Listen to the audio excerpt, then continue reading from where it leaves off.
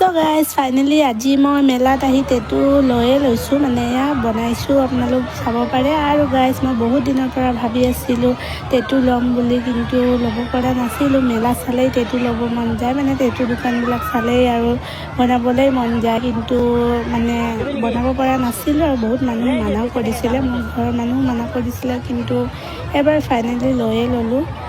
আৰু মই মানে স্কুল কলেজ পঢ়ি থকা টাইমৰ পৰা টেটু লোৱাৰ বহুত ইচ্ছা আছিলে, কিন্তু ল'ব পৰা নাছিলোঁ।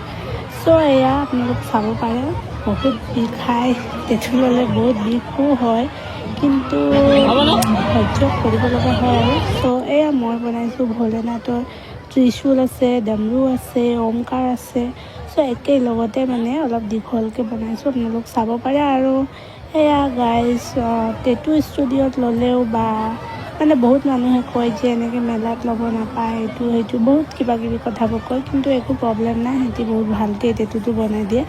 আৰু গাইজ বাছ কথাটো আছে তো বেজীডাল মানে নিডিলডাল চেঞ্জ কৰিলেই হৈ গ'ল। চ' মইতো যেতিয়া টেটু বনাব ষ্টাৰ্ট কৰিলোঁ তেতিয়া নিডিলডাল মানে বেজীটো চেঞ্জ কৰিব ক'লোঁ দাদাজনক। চ' বেজীটো চেঞ্জ কৰিলে আৰু ধুনীয়াকৈ টেটু বনাই দিলে। লোৱাৰ টাইমত ইমান এটা বিষ হোৱা নাছিলে, কিন্তু এতিয়া বহুত বিষাইছে। আৰু সেইটো চাব পাৰে, ধুনীয়াকৈ বনাই দিছে টেটু।